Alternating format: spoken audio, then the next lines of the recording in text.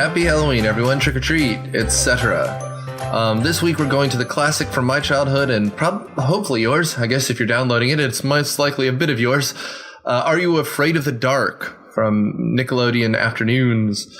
Obviously, like normal, we share our thing. We share our backgrounds with this, and Scott is hosting, as he does on these. So I hope you enjoy it. A couple bits of whatever. Myopia, review it, rate it, join the Facebook group. I want 5-star reviews. And I tell you what, if you prove to me you shared this with people, we've got some prizes we can share in a vague yet menacing, I guess, potential contest. Next, please, if you're interested in comedy and you're not done with the Halloween spookiness after Halloween, on November 2nd, Cineprov is doing the 1972 movie Gargoyles, a rubber mask horror movie and starring some gargoyles. It's something that happened at one point. It's a really creepy and not a very good movie, but don't worry, we'll fill you with giggles. Follow Facebook, follow Twitter, and there's even an Instagram now because I'm just filled with surprises. Not very good ones, but surprises nonetheless. So tune in to Are You Afraid of the Dark? Enjoy.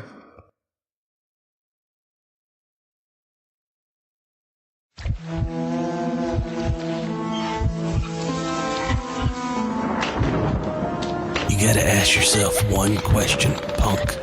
What the hell is a cigar nerd? Welcome to the Cigar Nerds Podcast. It's the only show where two guys smoke cigars and talk about nerd culture.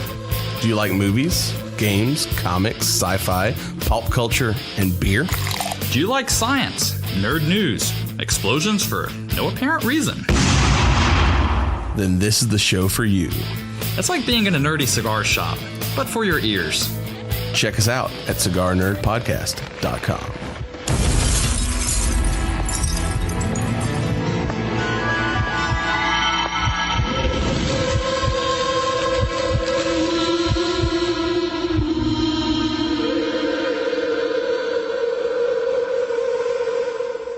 Submitted for the approval of the Midnight Society, I call this story Myopia Mornings. Visiting the TV shows we all loved growing up and seeing just how well they hold up. This week we watched Are You Afraid of the Dark? The classic Nickelodeon horror anthology series about kids trying to scare each other in the woods and steal their stuff. To discuss whether this holds its own, we have on panel this week Erin. And I'm Nick Hoffman, host of Regular Myopia.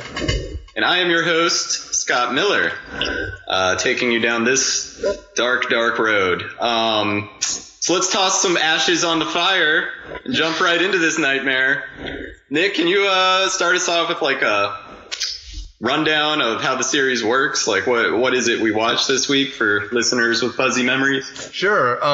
So I kind of remember this show being like late afternoon-ish, and what it would be is you'd kind of the credits and all this stuff. You'd start out on a kid, maybe two kids interacting in some way as they approach a campfire area. And then the group of kids would assemble, and one of them would use a mild conversation that happens at the beginning, which we'll kind of get into, as the premise for the story. We're being taught a moral through horror stories, effectively. And then, as Scott alluded to, ashes are tossed on. The title of the story comes out of the mists, out of the smoke, and we are taken into a story narrated by one of these, I guess, a dozen kids around the campfire, a half dozen kids around the campfire. And that's kind of it, you know. And I think they rotate kids as the show goes on. It was on for 7 seasons, I believe. Yeah, which is I was really unbelievable. surprised to see how long this show ran.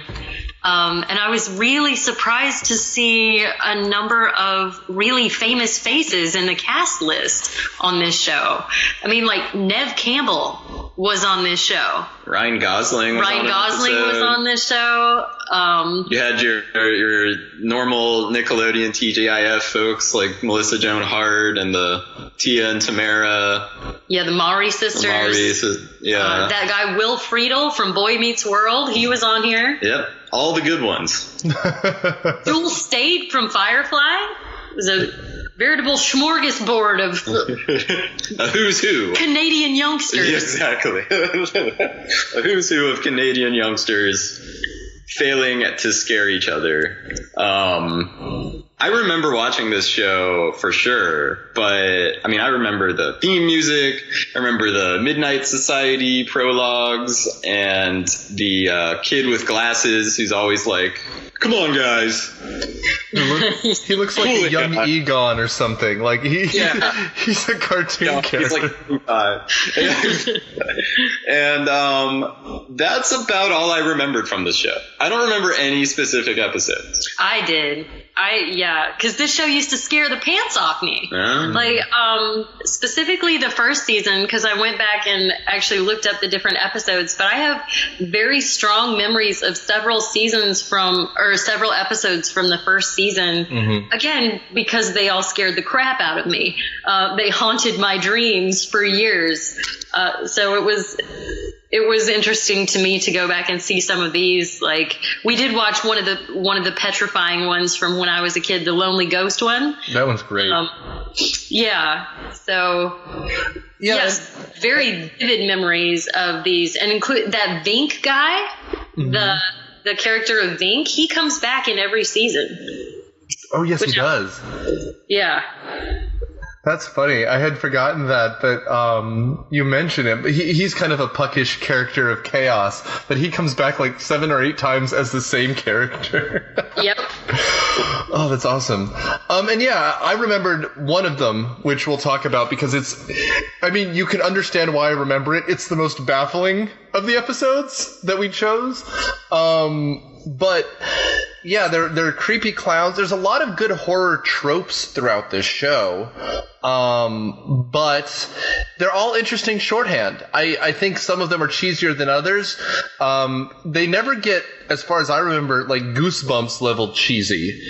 But some of the acting choices are weird, and some of the story is way too complicated for a 15-minute segment that they get. So we can get into them, but I remembered more of this than you, I guess. But I think the thing was, Erin, the first and second season were probably the best, looking at how long some of these characters lasted. So when they would do them, they would often show 2 episodes back to back. So there'd be a new episode and then one from the first or second season. So I think those were probably just on loop more because they were generally better, more competently told.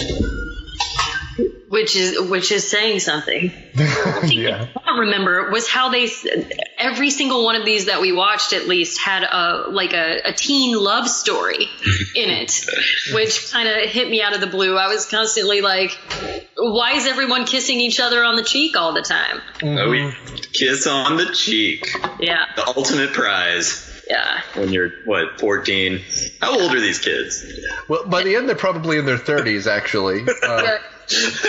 How old are we supposed to think they are? I don't know. I mean, the nerdy guy with the glasses, 2 of the episodes we watched were from the first season, which, again, goes to show what Erin and I remembered. But I think when the show came out, he was already 15 or 16, looking at his age on IMDb. So by the time the show ended, he was 25 or whatever. Wow. Get a job.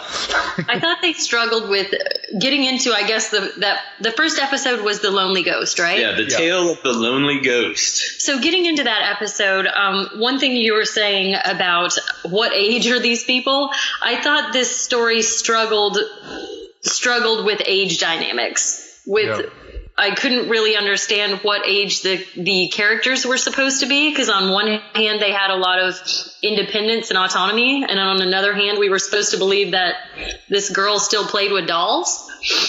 So I thought the writing struggled a little bit from that point, in that it is very difficult to figure out what they think a 14-ish year old should be into. Yeah. Yeah. So I guess just really quickly the plot of this before we can talk about like the horror part. It's this boy and a girl who are staying with their aunt while their parents are doing some sort of academic research, right? They're reading ancient runes or something much more interesting in another part of the story. Oh, it's just a girl. Oh, just a girl. That's right. And essentially her cousin is a real pain in the ass.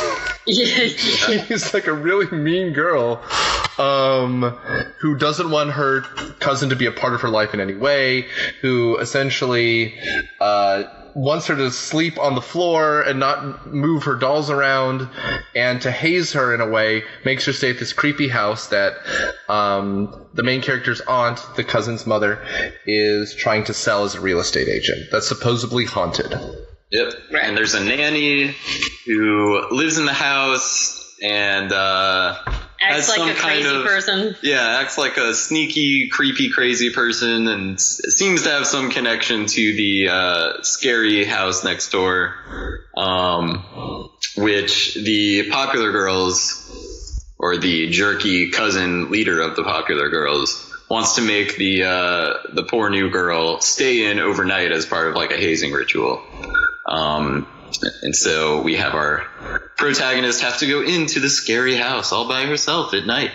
And to be fair, I mean, the cousin is like in this outlandish makeup and costuming, and so is her mother, and they're both loud and terrible and obnoxious. So, I mean, the casting and the acting, the bad, poor, terrible acting, you really are like, yeah, I mean, I feel bad for this girl, and she's got to go into this house to prove herself. So, I mean, if you're like 10 years old watching this, I mean, if you're 32 years old watching this, all those points work. Yeah. But I just really felt like it struggled. The horror part wasn't even the struggly part. I thought it really struggled with identifying with its audience. Like, I don't know any 14-year-old girls who collect stuffed animals.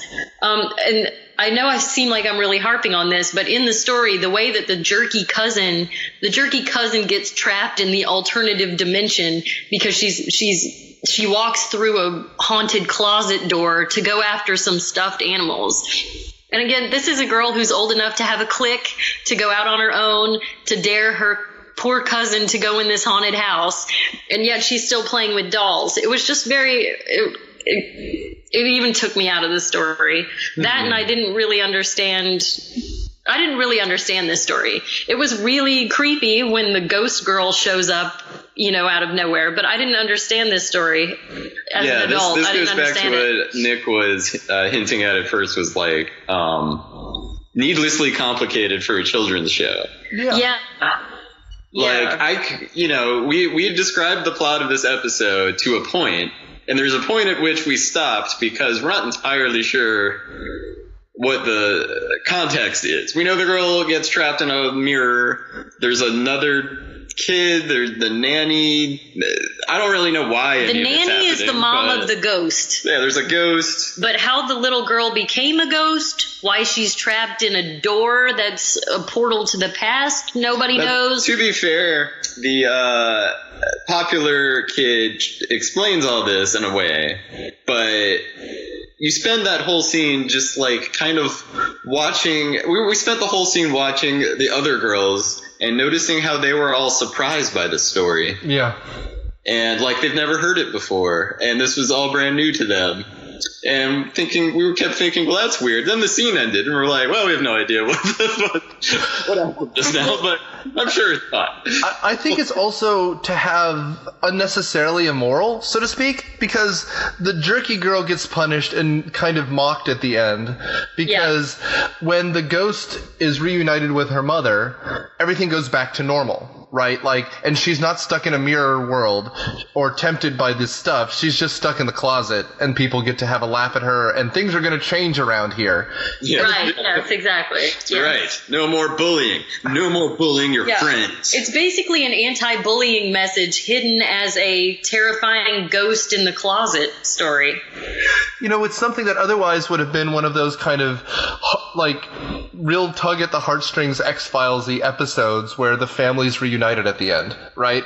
Because that's literally a shot we get where it's like 30 years ago and the mother's playing with her daughter, which is a very sweet kind of moment, which has to be cut immediately because we have to shove the rest of this stupid plot in that the girl's a bad girl, right? A bad character. Just gotta get her comeuppance. Exactly. Plus, we've got to get back to the campfire so that we can wrap it up with our buddies in the Midnight Society. Oh yeah. We're so attached to. The overarching plot was that the guy telling the story was trying to woo the blonde girl of the group, and gives her a there's a kiss on the cheek. Spoiler. Yeah, and he gets the kiss on the cheek. Yep. So it's like this. It's like a double moral, you know. There's a moral within the heart story, and then what's going on with the Midnight Society, which gets kind of silly in the other two episodes as well. How they use their stories, and it's this one too, how they use their stories to manipulate their friends. That's what the show is about. And I don't think I knew that until I watched these three random ones. Well, and it's not subtle either. It's like, the next one is even dumber, honestly. Yeah. It's really, it's very stupid. Oh, God. Well, we can go right into it. I mean, the next one that we watched is The Tale of the Pinball Wizard. Yeah? Yeah. Was that? That was terrible. Which is just not good. But to the point we were just talking about, the Midnight Society part of this, and the prologue and epilogue, is that they're all way too into their Game Boy. That all these kids are way too into their Game Boy, and we got to tell a story about what happens when you put aside your real life and get too sucked into the digital world. It's essentially the horror equivalent of the Oompa Loompas in Willy Wonka. Like they're going to sing to you of the folly of whatever you're doing. And then take your stuff. And they take your stuff. Spoiler alert, the guy tells the story. This is Glass's kid, 35-year-old Glass's kid. I'm just he tells the story, and at the end, we'll get to what this story's about, but at the end, the kids all are too scared to play their Game Boy anymore because of the moral. And they give it to him, and he's like, so he gets a free Game Boy out of the deal. Got a free Game Boy out of the deal. So we're plating your friends around the campfire with a horror story. The oldest trick in the book. The third one does it too, but we'll circle back to that when we get into there. Yeah. This one, The Tale of the Pinball Wizard, which who wants to tackle this synopsis? Has nothing to do with Tommy or The Who, which was very upsetting to me. But I kind of was hoping you said you remembered this one the best before watching it. So well, I can give it a shot. I remembered effectively kind of the end shot, but I didn't remember how we got here.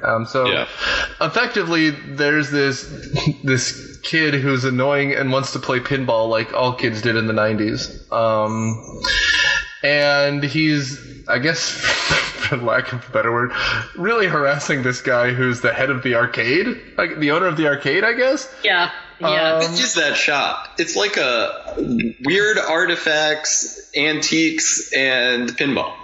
It's a weird shop. Yeah, it's a MacGuffin shop. You know what? If an entire season happened in this shop, it wouldn't surprise me. It's definitely the MacGuffin shop. That is true.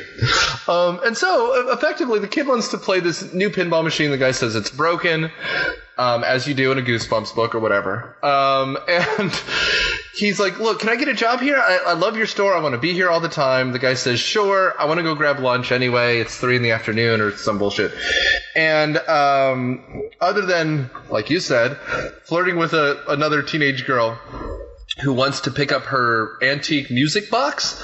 Yeah. The kid just wants from the arcade store. From the arcade store, That's what I mean. I have no idea what the story is.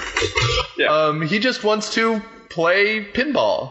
Ultimately playing well into the evening, realizing it's nighttime and that he's gotten stuck in the store, and then realizes that the entire mall is locked and he is stuck inside of it's supposed to be the pinball machine, but it's actually the Game Boy game that the kids were arguing over, and they're even looking for the same thing, which is a key. Yep. Yeah, this entire episode I was sitting there thinking, that's not how pinball works. Because he keeps talking about making it to the next level and finding different things, like finding the key, finding the crown. And yeah, the whole time I was like, has he ever played pinball before? Well, the show does a good job of saving money because they spend all the money later. But they're like, well, just have the kid in close-up describe what's happening, every little bit of what's happening in the pinball game, but we won't show the pinball machine even once. Right, with little arcade lights. Yeah. Level 1, I've got to get the key. Level 2, oh no, I've got to get the throne. Level 3, where's the princess? Where's the crown? And you're just like, wait, this is a pinball game? But you got to remember all this stuff, because once he's stuck in the game, it's all the same levels and all the same things. The music box is shaped like a throne. It's amazingly dumb. Yeah, it's. I'm not entirely sure what all happens. There's a witch. There's a guy. There's a guy who's trying to claim the throne, I think. The teenage girl, the blonde who visits him, turns out to be the princess, of course. And all games need a princess in a different castle. Yeah. Yeah. And at the end, he uses a super soaker to save the day. Oh yeah. Yes. It shows that super soaker in like the first scene too. Chekhov's super soaker. Pretty solid. Was there a moment in this where you could pinpoint and say, oh, this is supposed to be the scary part? Because in the first episode that we talked about, there were definitely moments where I could say, yes, this is the part that terrified me when I saw this as a child. Yeah, I mean, the Lonely Ghost episode's got like a whole, Shining homage. Mm-hmm. Suddenly the wall just says, help me, in reverse, and there's a little girl ghost in the mirror. Like, that's still creepy. I mean, we were watching this going, why are ghosts all creepy? If you need help, don't be creepy. Yeah. We were acknowledging that this was creepy. We watched this whole episode thinking like, and none of this is even trying to be scary or creepy or anything like that. Well, there's no tricks either. Like the ghost in the mirror has that kind of cool reverse shot where it looks like she's reaching out the mirror. Something they do in The Ring or something. Like it is very creepy. The ghost in and of itself does not look jangly or anything, but her actions are creepy. Right. Here, the only thing that could be creepy is when he realizes he's alone and locked in the mall, possibly, that abandonment, but they keep on any of those beats for half a second because the plot of this one is way too complicated for 15 minutes. Yeah. Way too complicated and way too underfunded. Yeah. Like, if I was the producer on this one, I wouldn't have picked a script that was this ambitious for this format.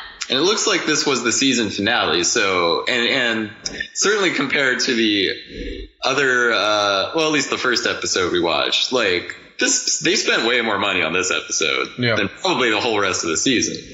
They were trying to go out with a bang of some kind, but... And it's funny because I think it would have been more effective if it were cheaper. Because, like, if all of a sudden he went from being in this store in the mall to it looking very fake. Because pinball machines aren't exactly accurate, and if it looked like all of a sudden the walls were no longer doors he could open, like it looked plasticky, like he was trapped somewhere, that would have been more effective. Instead, we're just in a mall somewhere in Southern California. Yeah. Actually, I think it was in Canada because some of the stores were in French. Oh, yeah. It's in Quebec. I didn't even notice that. Well done. Yeah. Yep. Oh, that's funny. Good details in this show. Anyway, the only thing at the end is the twist is he is actually trapped in the game. It's not a dream. It's not anything. We see the repair guy who owns the store back just laughing at him, and that whenever the game restarts, he has to do the mission all over again because he's trapped forever. This one does not have a happy ending of some sort. Yeah. And that part I did like. Yep. I did like the Twilight Zone-y aspect of this particular story. But yeah, I didn't think it really met the whole "Are you afraid of the dark?" premise. In that it wasn't even a scary premise. Yeah. Really. I mean, who hasn't wanted to, as a kid, at least I know I did, be inside a video game? Yeah. Like, I just spend the whole episode thinking, like, this was my dream when I was a kid, until you find out he can't leave. Well, that's how the story sucks you in. Is like, this is all supposed to be fun, and he ends up with a super soaker. He saves the girl. He's the big hero, and then they pull the rug out. And go, okay, do it again. Forever. This is so Twilight Zone, where you get comfortable, and then they, turn the tables on you completely. So that's what they were trying to do. I mean, this is kids' Twilight Zone is what the show is. So, I mean, I'll give them that. I'm sure this is not the only one where it does something like this instead of being a straight horror tale. Yeah. And we unfortunately only chose 3. Well, I mean, I guess fortunately, I don't know how many of these I could actually watch. A few years ago, when this was on Amazon Prime, we had like a Halloween party, a very casual Halloween party at our house, and we just put it on shuffle. And the amount of random crap we ended up watching, like no one could pay attention to this for very long. So the fact that we did 3 full episodes here, you're welcome, guys. Yeah. It's our job. Yeah. Well, the third one is from season 2, and it is called The Tale of the Midnight Madness. Which is a terrible title. Yeah. Well, it's a throwback to old movie theaters and showing old B movies, which tended to be called Midnight Madness shows. And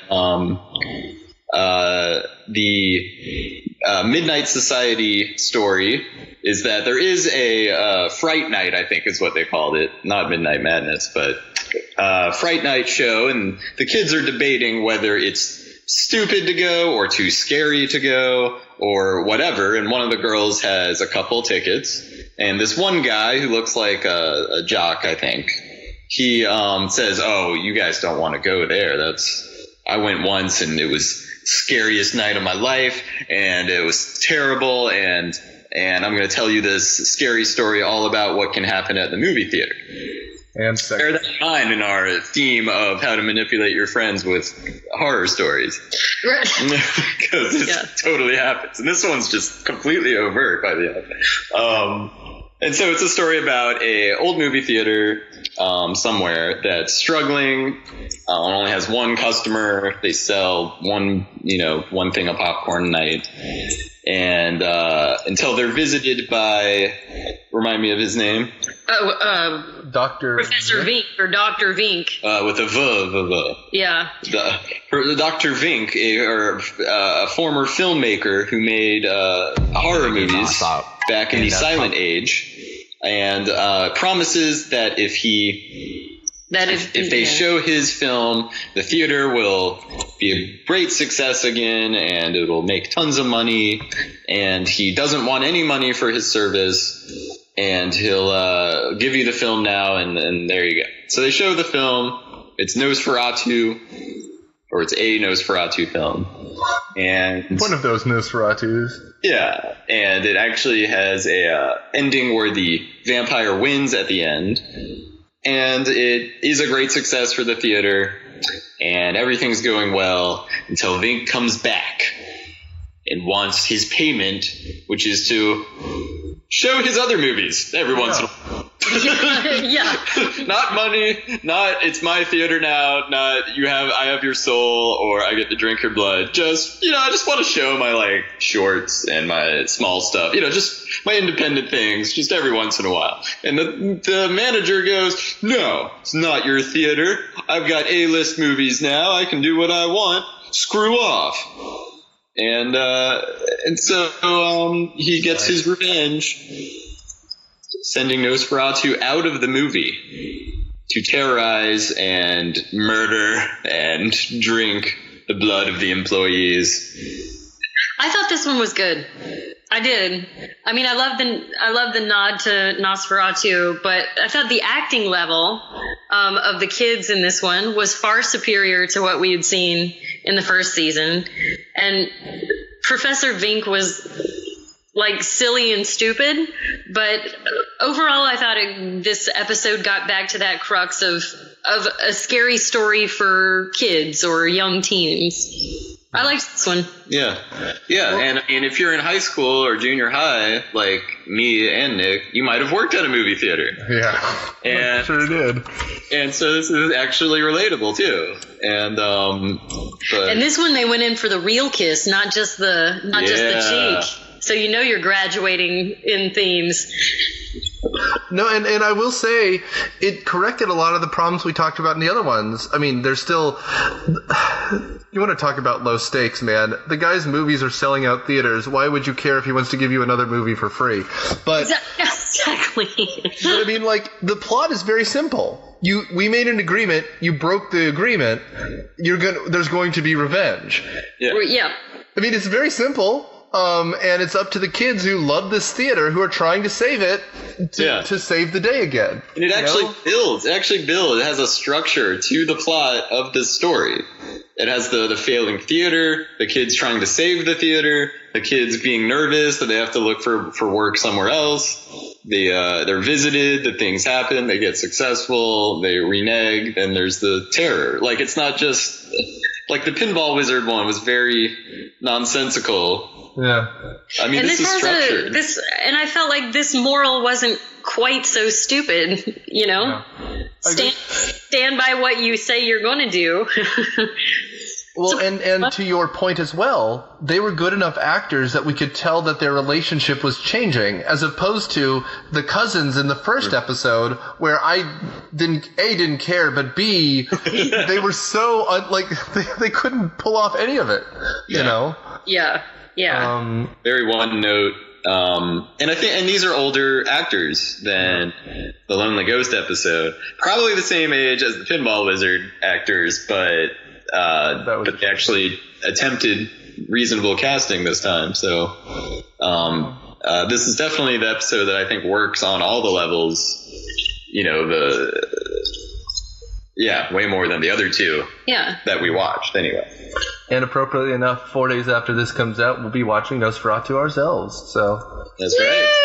It is Halloween season. You should all watch Nosferatu if you have not before, especially this month. Yeah. I don't know.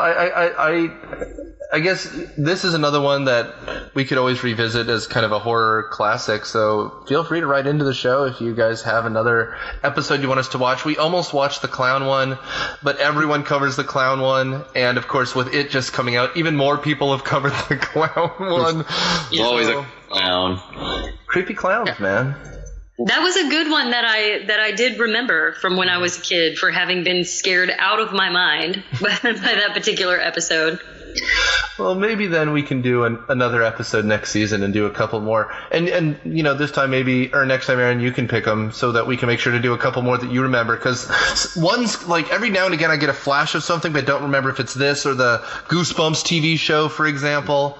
And there are some weird ones in that too. I read all those books, man. I loved Goosebumps. Oh yeah. Yeah, I looked up from what I remembered of the plot points, the episodes that I remembered from Scaring Me, and I actually found that all the ones that I remembered were from season 1. So I don't know if that's as far as I made it before I gave up on the show, or if that's just the ones that stuck with me. But yeah, I mean, there's one about a ghost girl at prom. There's one about a demon in a basement that you have to feed human flesh and it'll grant you wishes. Goodness. Yeah, sometimes they go, I thought it went pretty dark on occasion. Now let me ask you something. Your parents didn't let you watch The Simpsons, yeah? Correct, yeah. How did you watch this show? Well, usually I would go over to my next door neighbor's house, which was like the cheat to watch some of these things.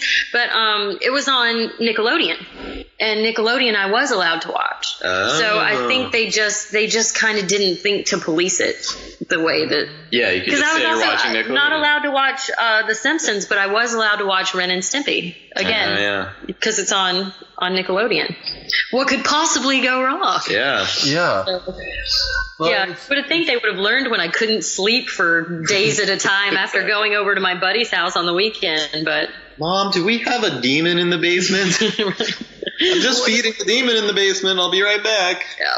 Well, and it's so funny because we're looking at these years, right? It's 94 to 2000. Am I reading that right? It's something like that, right? It's the early 90s to the late 90s. 91.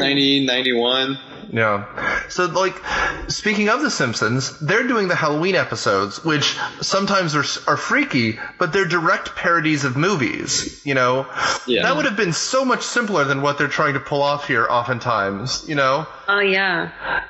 Because even things like All That and things we'll get to, Rocko's Modern Life and other Nickelodeon shows, would do that as well. Mm-hmm. I don't know why they tried to make these so complex. They really must have had a complex. Like, we are going to make Twilight Zone or something for kids. Yeah. That's weird. They did have some... I know they did harken back to some things.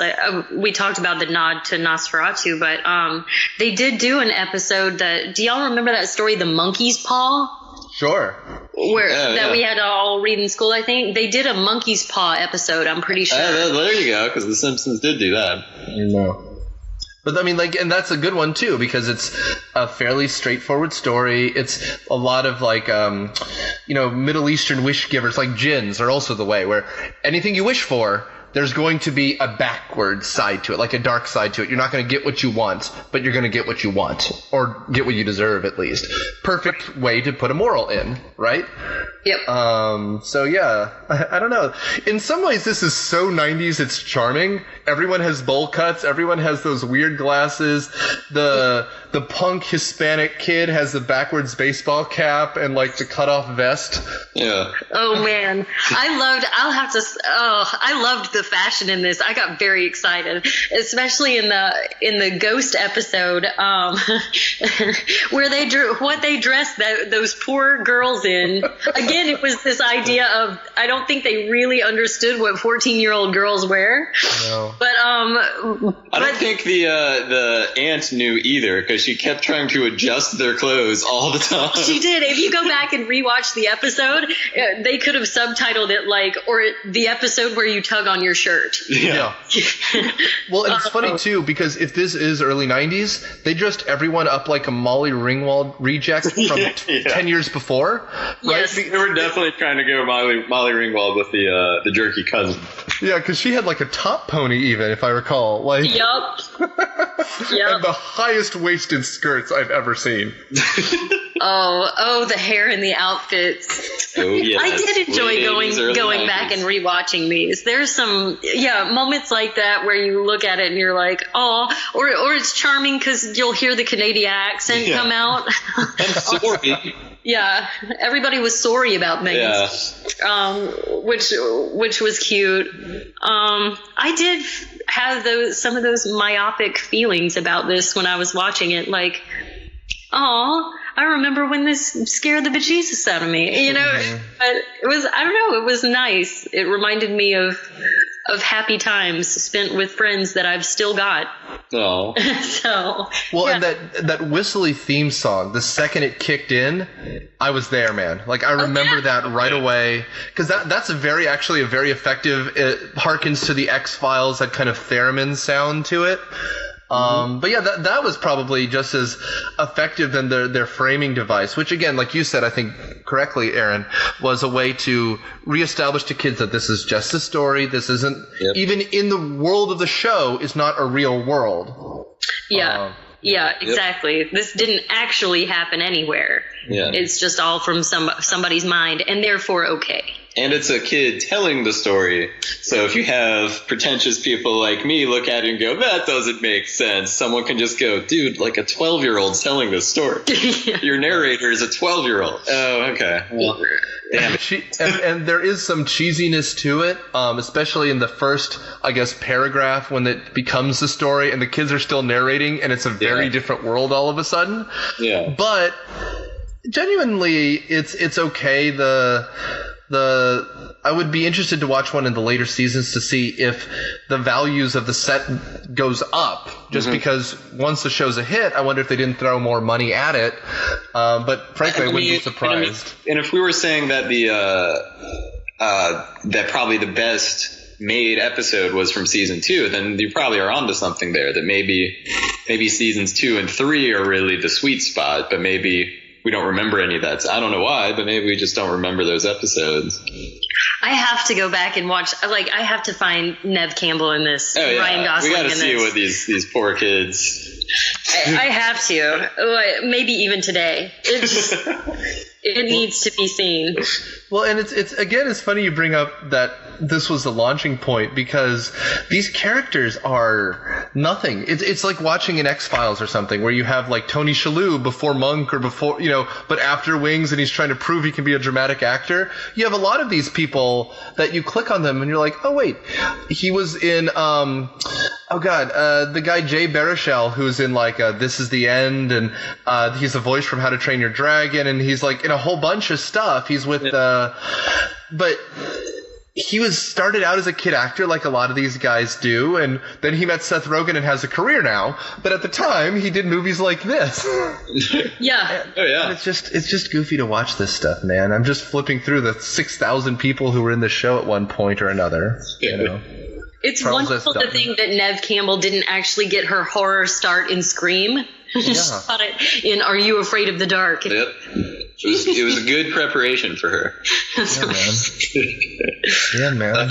Well, I think we've just about covered it. We're running up against it. So as usual, we'll go around the panel real quick. You guys have already started kind of wrapping up your thoughts, but we'll go around and get some concluding thoughts, and you can kind of work in there whether you think kids today would be able to enjoy such a thing, or if it's really best kept in the early 90s when we were younger. So we'll start with Nick, if you want to go ahead. Sure. Frankly, I found it more charming than I thought I would, but this is really aimed at a younger audience than I thought. I would say it's the kind of thing you can enjoy if you, like we've done in the past, kind of just throw on at a party, and because you'll remember more than you think, maybe? I don't know. God, it suffers from a lot of overthought. But in the end, it wouldn't be at the top of the Nicktoon shows I'd revisit, but it's not terrible. It's enjoyable, I guess. Erin? I'm definitely going to revisit for the cameo aspect. There are a couple I'd like to go back and rewatch, if only to exercise my own demons about them having scared me to death. I feel like a young audience today is so sophisticated and exposed to so much that we weren't when we were kids, that I don't think a young teen would watch this without finding it incredibly hokey and kind of rolling their eyes. I do think maybe younger, maybe 10-ish could watch this and not make fun of it mercilessly. But I do think that there's just, I don't know. I don't think the production value or the acting or the story is up to what kids are experiencing today. I mean, just with the advent of things like Disney Pixar, they're being exposed to such high level concepts and presentations that I don't know if they'd enjoy it or not.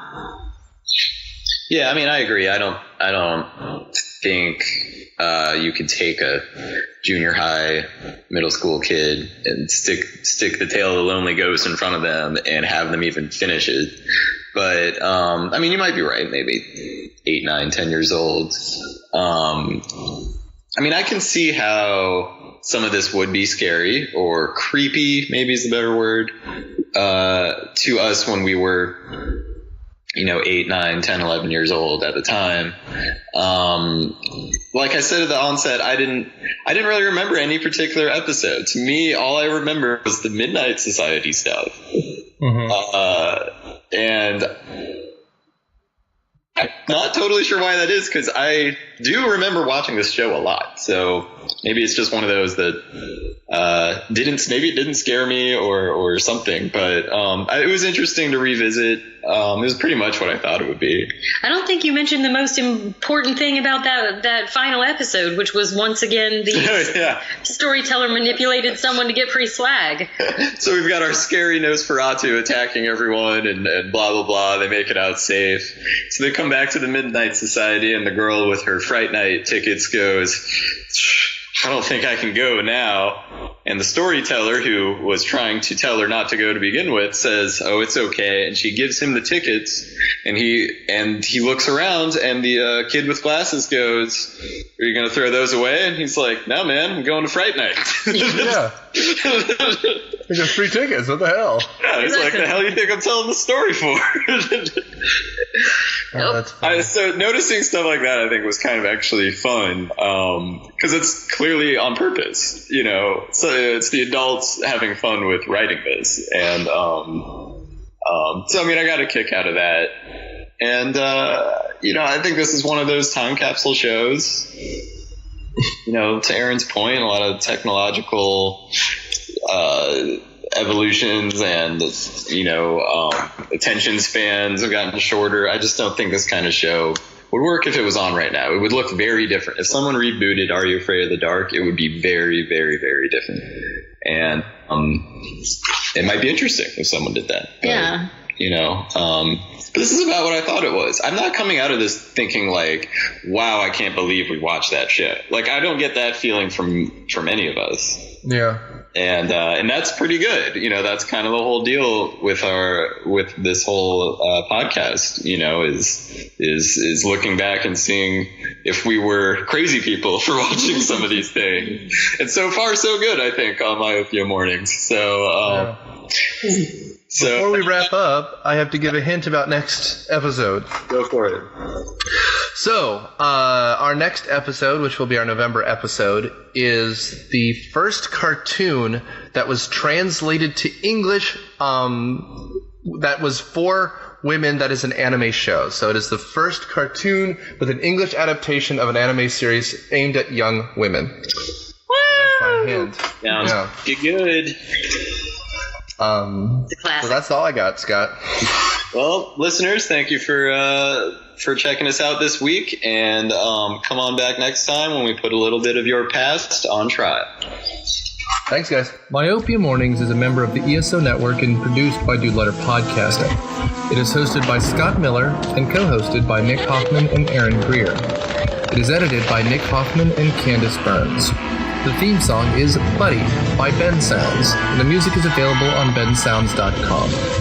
Please rate and review Myopia Defend Your Childhood on iTunes, Stitcher, or wherever you get your podcast. Tune in next week when we put another piece of your past on trial. Thanks.